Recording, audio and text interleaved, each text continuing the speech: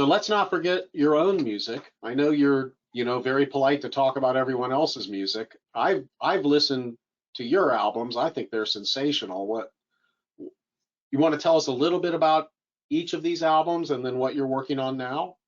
Sure. Well, Count on Me was the first one, and that's the one with the stripy jumper on. The title track, Count on Me, was more a prayer to myself, that I could count on myself, if that makes any sense, that I would try and stay true to my beliefs. And sometimes it's hard and it feels hard and you're swimming against the tide. And then sometimes, some days, it just comes naturally and you don't even have to try. So, your darkest days are behind you. It's time to step into the light. There's a song as well on that called On My Back, and that's about having a partner, a significant other on your back, and the joys of having them on your back, because it's okay. Of course, with all of my songs, if you look a little deeper into all of the lyrics, with pretty much almost every song that I've ever written, it's all completely filthy and erotic, but that's another story. It depends if you've got time to look that far into it. The next album was Hooks and Lines. In between, and actually at the time of Count on Me and up till Hooks and Lines, I was working in the commercial fishing sector, taking people out deep sea fishing with a rod and line. And Hooks and Lines represents me not having to go and endanger my hands in the middle of the English Channel hunting cod and conger eels and sharks and stuff anymore. And the cover art features me bursting out of the sea with a guitar. Yeah, now I only go to sea when I want. That album features a song called Never Rains, which I wrote about a relationship that I had with a lovely lady in California. When we broke up, I came back to England and found myself in rainy London. And the line is, it never rains in your town, which was LA, but it pours down in mine, which is London. And of course that lyric relates to the emotional gravity. I didn't feel that the relationship meant quite as much to her as it did to me. Something Old, Something New album is what it said on the tin.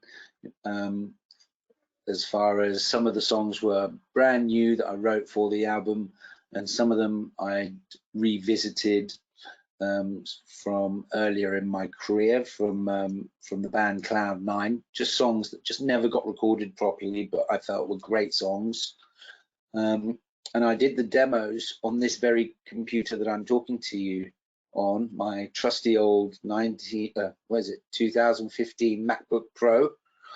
And I made the demos, and the drummer that I was working with pulled out just before we were about to go into the studio, and I was so cross, well,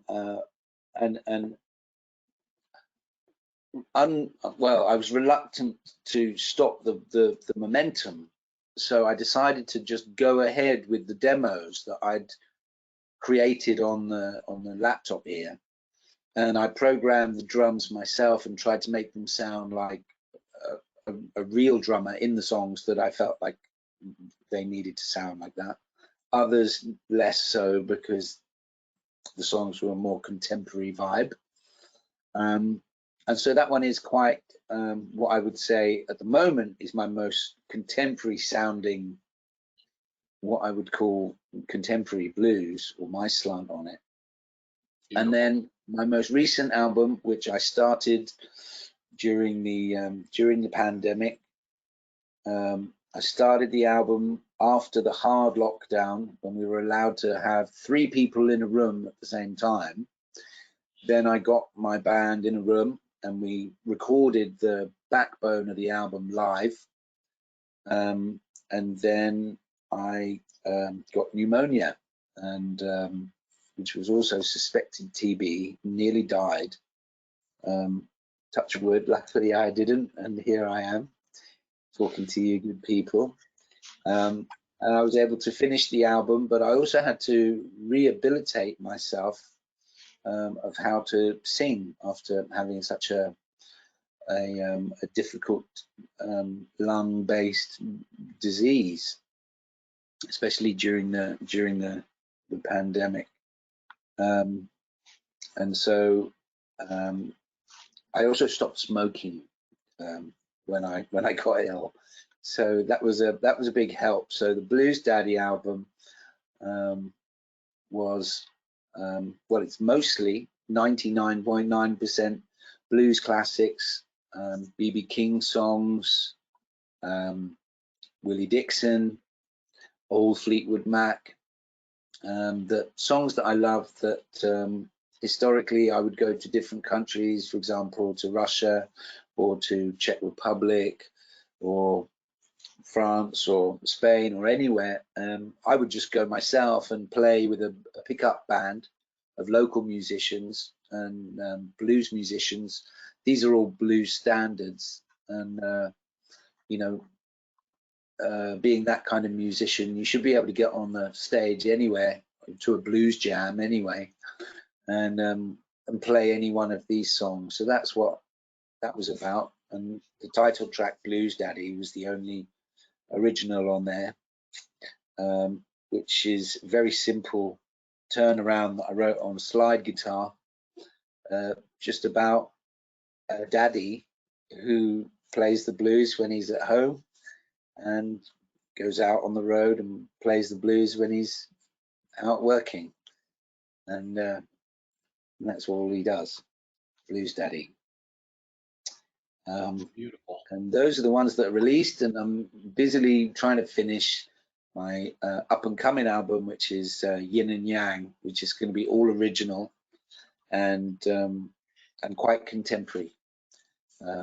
Some new sounds, and I'm quite excited about that. It's been taking forever. That was inspired as well by being forced onto the computer during the pandemic. Obviously, everything in a computer-based world is ones and zeros, black and white, up and down, if you like. And I found that people were also quite polarized, either believing this or that, without going into too much detail what this and that might have been.